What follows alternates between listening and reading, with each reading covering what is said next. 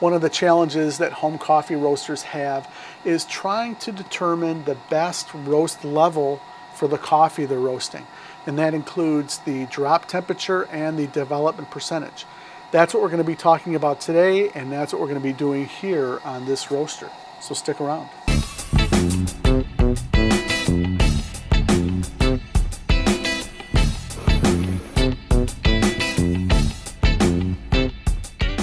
All right, thanks for joining me here today at the Virtual Coffee Lab. I'm going to be roasting a pound of a decaf Colombian coffee, and I want to find the best development percentage for this coffee as well as drop temperature. And I'm going to do that in one roast on this roaster. You may not be able to do it like this if you're using an air roasting system or an enclosed system like a Bmore or even the popper, but the other way to do it is to roast separate roasts and try different end temperatures and development times. Well, we're going to do all of that hopefully here in one fell swoop.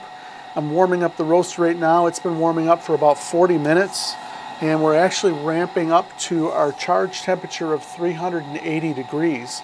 And once I do that, I'm going to start artisan and we're going to get things going here. Drum speed is set at 60 RPMs. My airflow, it's a little windy outside, so I have it set a little higher, past neutral from, it's kind of like a medium-low setting. On my Mill City roaster, it's about 35. 373 degrees, and I've got this coffee here. It's a decaf, and it looks kind of dark, but that's just kind of the nature of decaf coffees.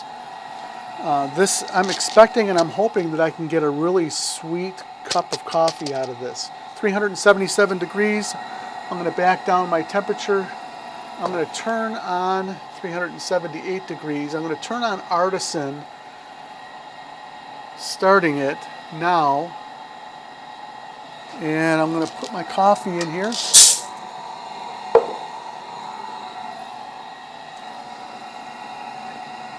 And we are just about ready to charge.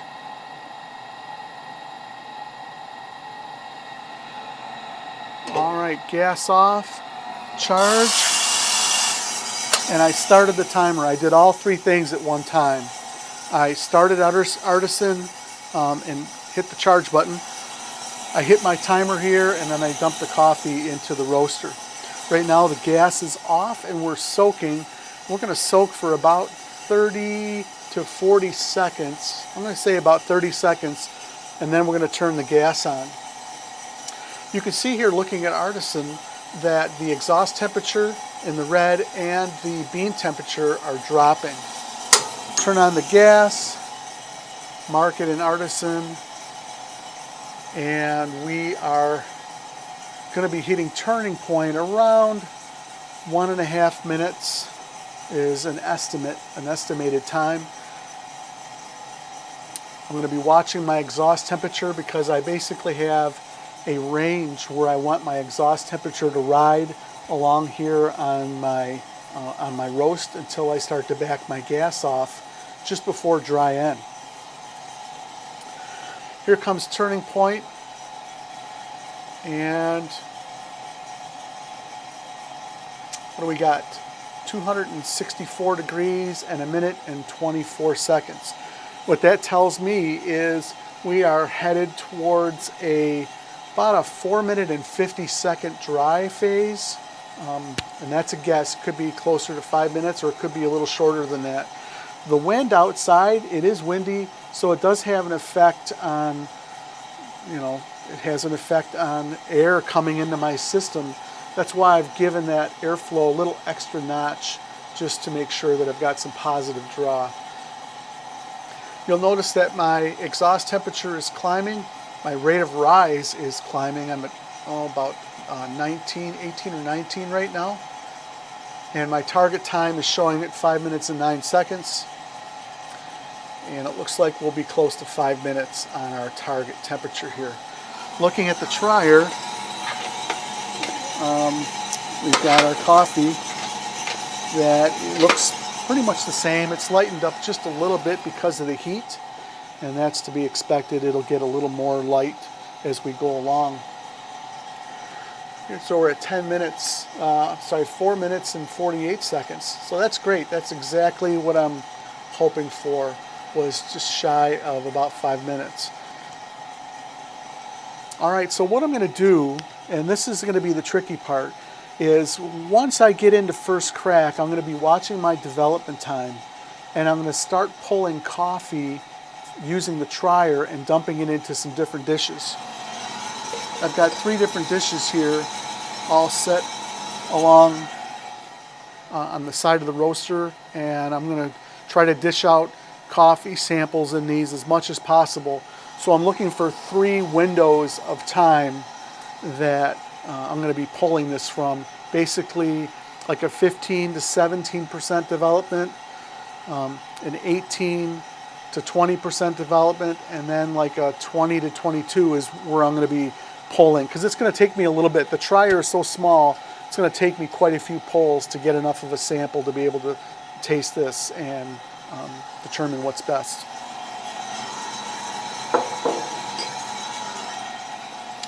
All right, you can see what's happening with my rate of rise. 4 minutes, and so we got about 45 seconds before we're going to hit dry end. You can see that it's already drying pretty good here. Let me smell it. We're past the raw smell, and we're starting to get into the sweet. I'm going to back off my gas, and I'm going to mark that here in Artisan. And now I'm watching for dry end. And we're almost there. Yep, okay, I'm smelling the sweetness now. So I'm going to mark dry end right now. Probably about, Artisan was pretty close. It would have been about 450. I may correct that. All right, so I've backed my heat off, and you can see what's happening here with my exhaust temperature. Because I backed my heat off, you can see the exhaust temperature starting to lower. And I want that to come down just a hair. And look at my rate of rise. Now the number that I'm watching right now is this 238 number. That is the amount of time. I want to get that to be more like 330. And that is the anticipated time for my middle phase. And you'll see how that is. Right now it's 252, and it's getting longer because my rate of rise is dropping. All right. I want to settle in here now. And I'm going to adjust my airflow.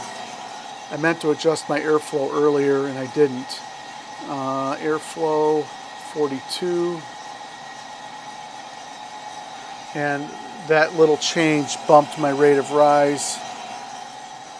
That'll come back down here in a second. It also bumped my exhaust temperature as well. I normally do the airflow adjustment just before dry end, and I forgot to do that. All right, so here we go. We're on our descent. We're at 308 on our time now. And first crack, I'm looking for around an 825, 830 first crack. And I want a rate of rise around 11 or so. And so here we go.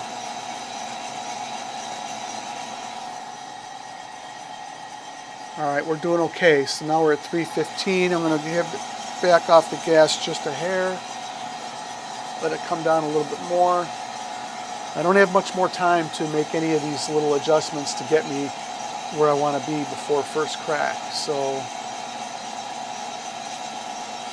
319. We might start to hear some outliers early.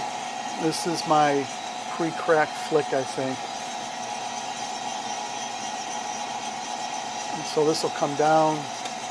There's an outlier. That first crack hasn't started yet. And I'm trying to get my rate of rise down, and it's not wanting to come down. Alright, I'm going to make my last adjustment.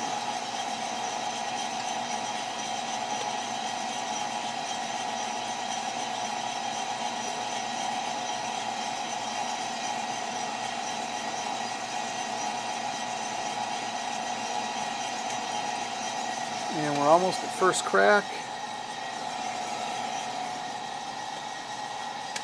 And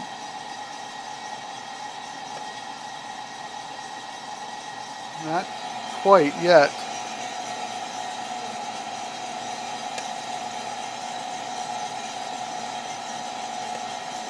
All right, first crack.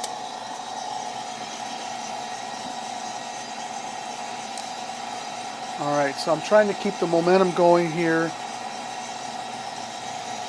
And I gotta watch my percentages now, so I need to get settled in on my descent.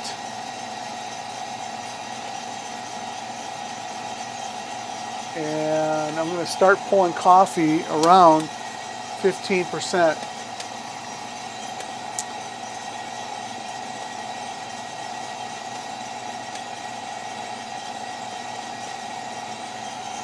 All right, 9%, coming up to 9%. I'm sorry, 7%. Crack is rolling along here pretty good. And I'm going to start pulling, like I said, at 15.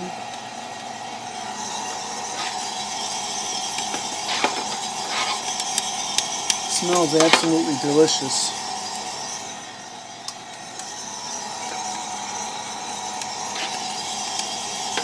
Alright, oops, a little bit of a flick upward. 12.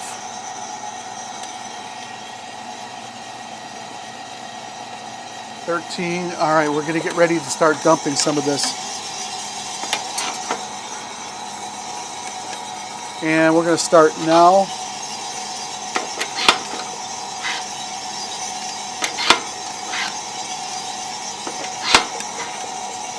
We're going to go to 17%, and then we're going to start dumping it into the other. All right, there we go.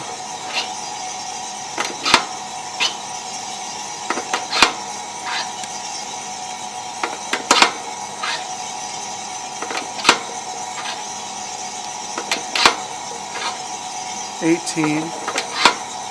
We're going to go to 19. Okay, so now we want this. Oops, no we don't. Yeah, we do. 20%. It hit 20. Not a perfect science. And I'm going to turn on airflow, or the cooling tray. All right. Wow. That was interesting. All right, that was fun. That was interesting. So what we have are 3 different coffees. Let me get these. I'll just take the camera and we'll do this. So this coffee is 15 to 17. This is 17 to 20. And this is 20 to 23 as far as percentages go. Temperature-wise, I'll have to look at Artisan to see exactly what the temperatures were at each of those points. But yeah, so now the next thing that we're going to do is we're going to taste this coffee. You can see here, just by looking at this, it might look a little shiny. I've got a lot of light hitting this, but it is in no way, there are no oils on this. This is still what I would call a good medium, solid medium roast, medium to medium darker roast, but it's not a dark roast. That wasn't my goal in all this. My goal was light medium, medium, and medium dark, those 3. So we're going to take a look and see how this all tastes.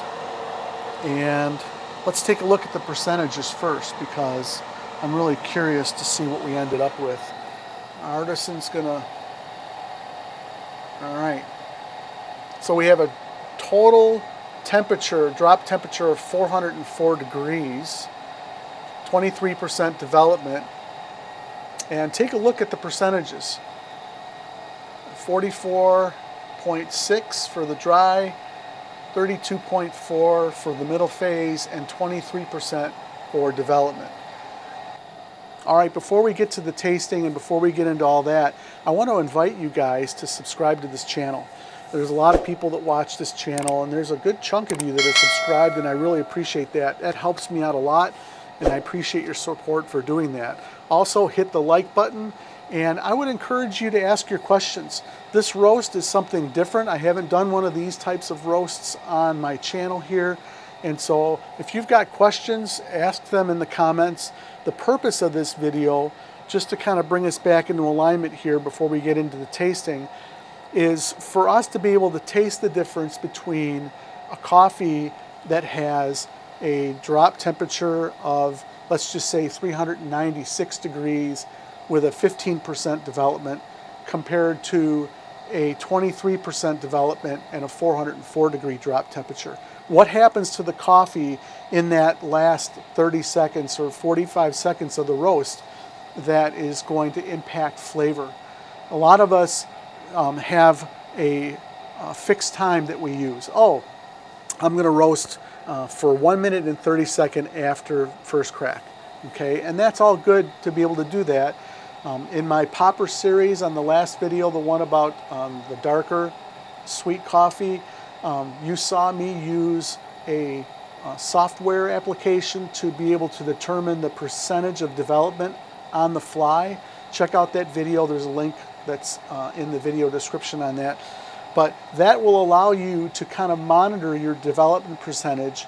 And you're also, I'm assuming you're monitoring temperatures with either an external probe, like I showed in that video, or through some sort of logging software. If you're not, I would highly recommend you do something like that, because that's going to give you more information about what you're roasting.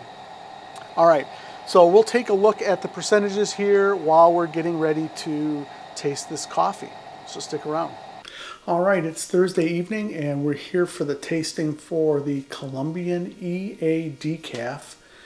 EA is the process, it's the sugarcane process. The coffee is, I mean, generally EA coffees are from multiple farms in a region, and they go to the processing plant to be decaffeinated. So this is a Colombian coffee we roasted, and I have the lighter, the medium, and the darker roast. And I'm just doing that just so we know the order here. So this is the 15 to 17% development. I think I've got that right. I'll have it on the screen. This is the 18 to 20% development, and this is the 21 to 23% development, something like that. So with the same roast profile, but we just pulled the coffee at an earlier stage of development. So I'm doing this for fun, for enjoyment, and for me to really determine what is the best development percentage with this roast profile that I have been using. Notice that there is a color detection, I mean, a lighter, medium, and then a darker, like a progression. It's very faint, but you can notice it if you take a look at the beans. All right, let's go for the taste on the lighter roast. It seems a little, the body is definitely a little lighter. There is a pleasant sweetness in the coffee.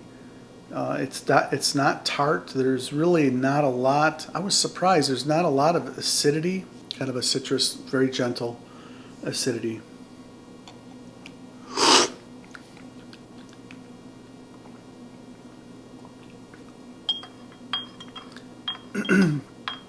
This tastes like I normally roast it.